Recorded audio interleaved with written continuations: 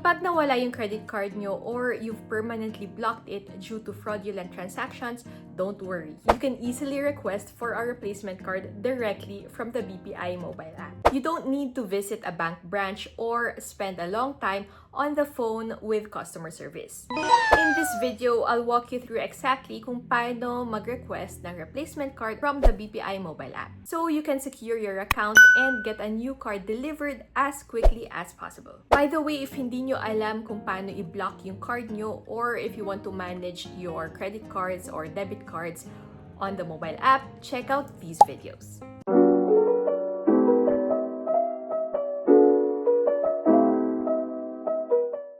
Log in to your BPI mobile app. Go to More. Scroll down, then click Card Control. Dito sa baba, click Credit Cards. You'll notice na one of my credit cards is permanently blocked. Ngayon, we can request for card replacement. Just click here. Double check that your details are correct. If so, click Yes, details are correct. Agree to the terms and conditions, then click Confirm. And there you go. Request is successful. Madi-deliver ito on the address that you specified. 2 to 3 days kung Metro Manila and 5 to 7 days kung sa province. You'll also receive an email confirmation.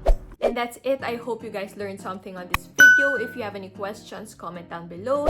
Thank you guys for watching. Don't forget to like this video, hit the subscribe button and the notification bell in order to be notified on more videos similar to these. Thank you guys. Bye!